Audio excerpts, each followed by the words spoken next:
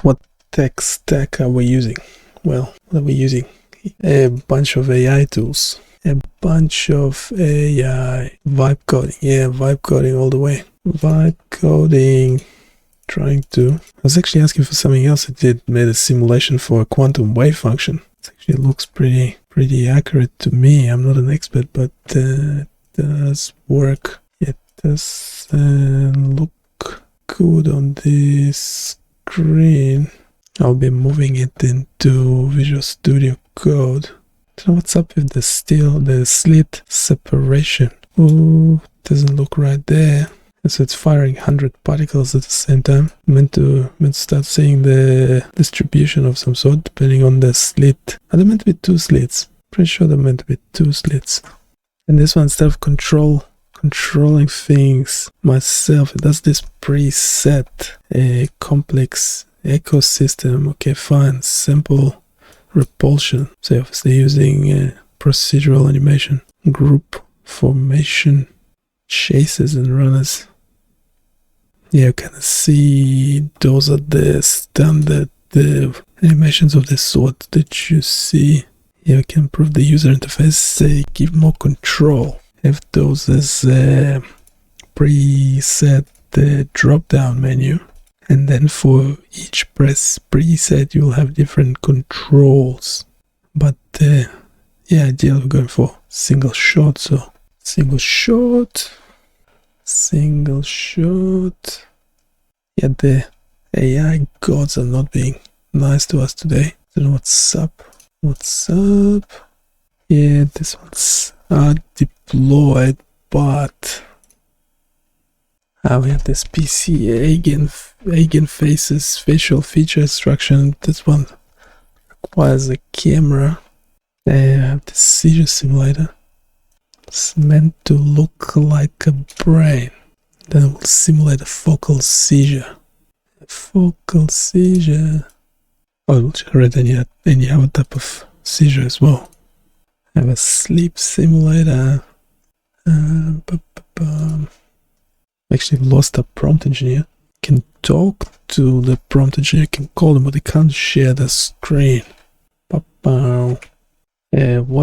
is this? That's a good question. It's a very good question. Well, it doesn't work well, so it wasn't published. It's like an unlisted link. So yeah, once it works well, we can get NotebookLM shooting about it. Shall we? Yeah, the text is accurate, so it's amazingly it can get the text correctly. Then the actual simulation is a bit how you're doing.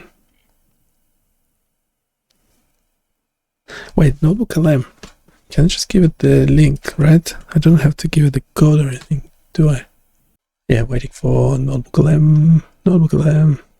If you have any more specific questions, or if you have checked anything that actually was published on the website, like this Fourier transform. Someone asked, how do you find the location for the first arrow, for the first vector? And yes, so it does a center of mass calculation. So if I manage to do a circle, yeah, which I'm really good at, am I? Then it will do I can't get drawing skills. Drawing skills are great. Anyway, it does a center of mass calculation, and then we have, in this case, we have 16 vectors. Obviously, if we have 2 vectors, it just does an approximation. If you do 1 vector, it just does a circle. If you do something like 15, it follows the structure. If you do 30 in this case, it will follow it almost perfectly. You can speed down and zoom to see what it's actually doing. You have all the vectors in there. following your drawing. Pretty basic, but it's probably the best visualization of Fourier transform I have seen. That's better than looking at maths, at equations, isn't it? Isn't it? Isn't it? Isn't it? And guess what this is? That's the button you should be pressing, smashing right now. Yeah, so Fourier Series Visualization. Oop, what am I zooming out? We have, so someone asking, what is this? I guess, I don't know. It's fine when you go on a stream and ask what is this. I'm not actually sure which one you're asking for, because you might have a delay between the, actually what's currently happening and what you see. The delay shouldn't be too long, but it is there. But anyhow, we have, assuming we asking what is this, so we have NotebookLM. Just gave it the link, the page which we prepared earlier, and we'll just chat with it in interactive mode. So if it says something funny, we can intervene. So this tool doesn't replace, proper medical training or first aid knowledge. Not at all, but it is a really interesting way to start understanding the basic ideas, a visual starting point. Okay, that's a super important foundation.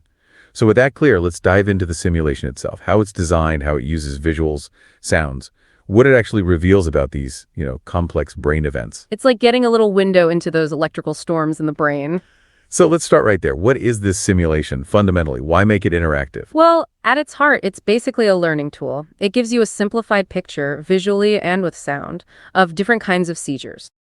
Okay. The main goal isn't medical accuracy down to the last neuron, obviously. It's more about helping you understand the core concepts, how different seizure types might look or sound conceptually inside the brain. So it makes something abstract feel a bit more real. Precisely. Because the actual neurological processes, they're incredibly complex, way beyond what a single simulation like this could fully capture. It's a model. A simplified representation. Got it. So if someone wanted to check this out, how do they, use it? What are the controls? It's actually pretty user-friendly. The main controls are right there, top right of the window. Okay. You've got a drop-down menu, seizure type. That's where you pick which one you want to see. Makes sense. Then you hit Start Simulation. And as it runs, there's this info panel that updates. It tells you a bit about what's happening conceptually before, during, and after that specific seizure type unfolds in the model. Ah, so it walks you through the stages. Yeah, it gives you context. And then there's also a play demo button. What does that do? That just cycles through all the different seizure types one after another, kind of like a quick tour. And you could hit Stop Demo anytime. Handy for an overview. Exactly. And one more thing, the Enable Sound option. Clipping that turns on audio feedback that needs the simulated brain activity. Oh, interesting. Sound too. Yeah, the sound really adds another layer to understanding what the visuals are trying to show. It complements it nicely. Okay, so we know how to navigate it. Now for the really interesting part, seeing how it actually depicts these different seizure types. Let's walk through them. Maybe start with focal seizures. How does it show those? Right. Focal seizures, the key thing about them is that they start in one specific area of the brain. Okay. And that's what the simulation shows really well. You see this localized area of abnormal activity starting small at a specific point, and then it visually grows and spreads outwards from that focus. Ah, so you see the origin point. Exactly. It makes it clear that not all seizures just take over the whole brain instantly. Sometimes it's this very localized beginning. That visual of it spreading out from one spot, that's quite clear. Does it show why it spreads? Not really the why in terms of the deep brain chemistry. It's more focused on showing the pattern of the spread, the path the simulated disturbance takes.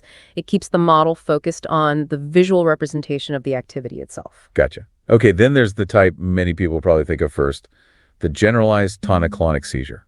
Big one. Yeah, often called a Grand-Mal seizure in older terms, though we try to use the more descriptive names now. Right. And it has two phases, tonic and clonic. How's that shown?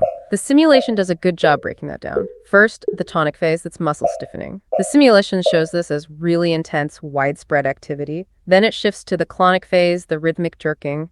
Visually, this looks like widespread, almost chaotic brain activity hitting both sides of the brain, both hemispheres. So generalized meaning it affects the whole brain pretty much from the start. Essentially, yes, that widespread involvement is key to why it has such systemic physical effects. Okay. Now, shifting gears a bit, absent seizures. These seem quite different, often much more subtle outwardly.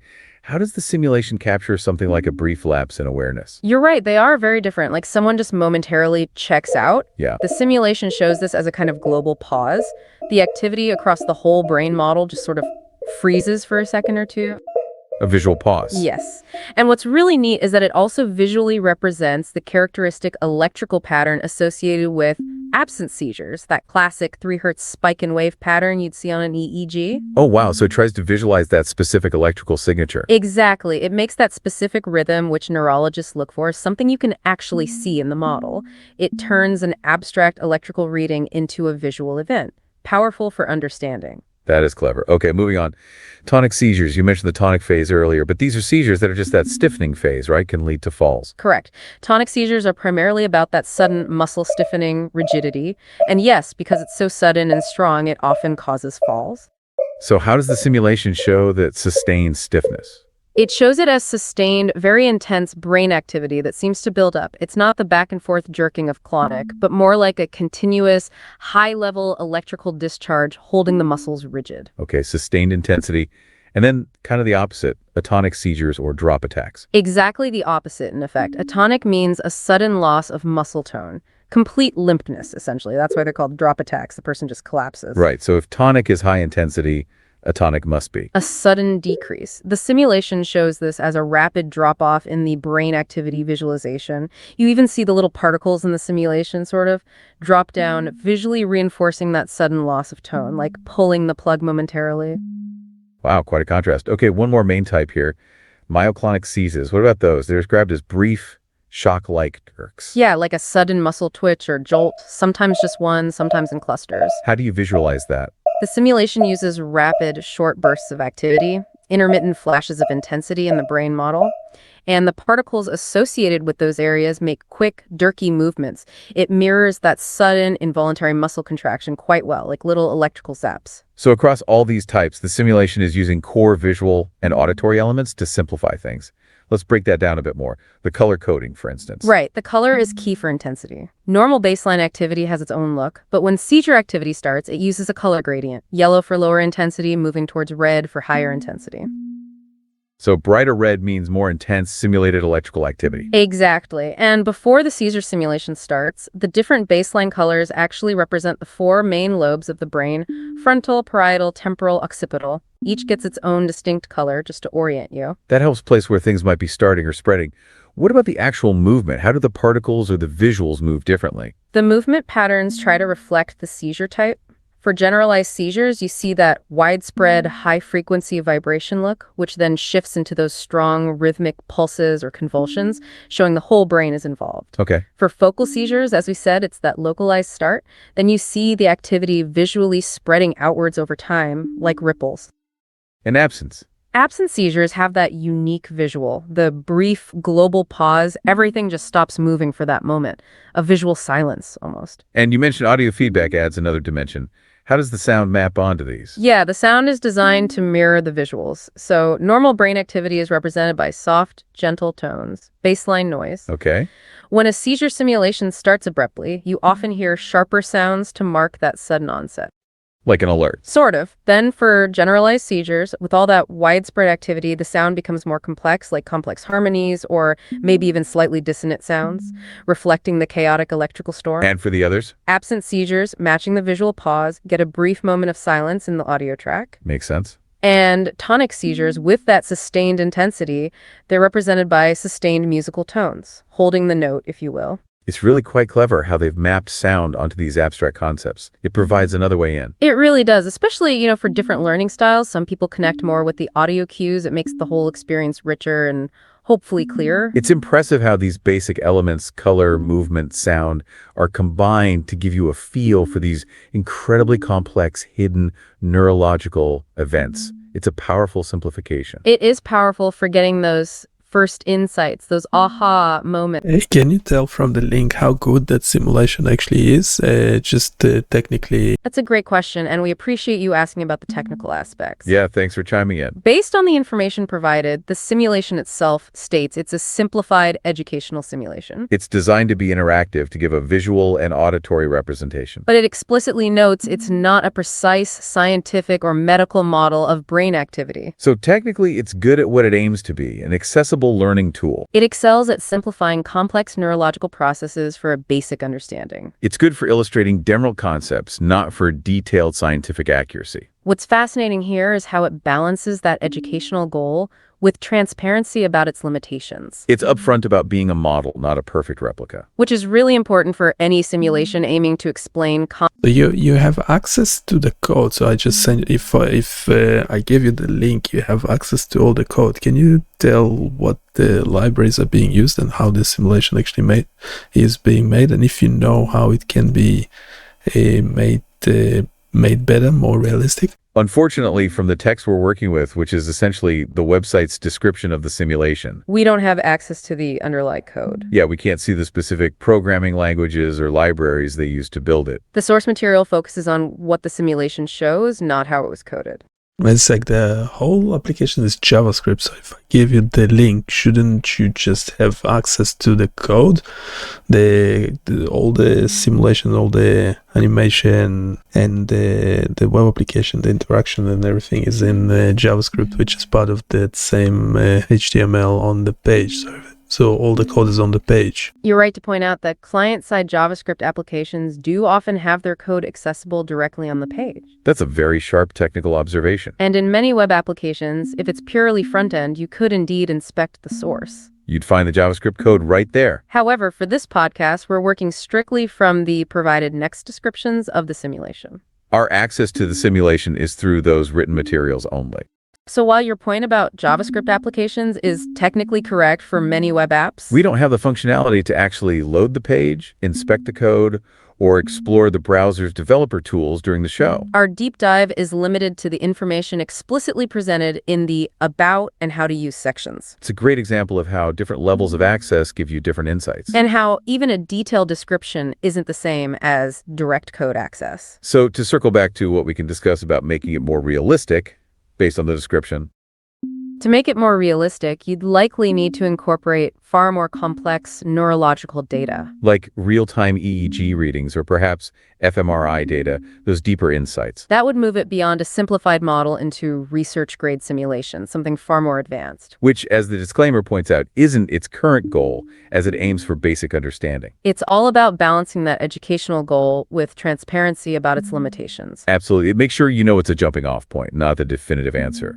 So it's not trying to be a medical diagnostic tool or a research instrument. Right, back to that crucial disclaimer we talked about at the top. Absolutely. The simulation creators are very clear that this is not for diagnosis, not medical advice. Real seizures are vastly more complex, variable, and serious, as we've noted. Exactly. It's an educational illustration, a conceptual model reflecting that balance we just talked about. And importantly, the simulation itself points you towards reliable resources for actual medical information, which is great.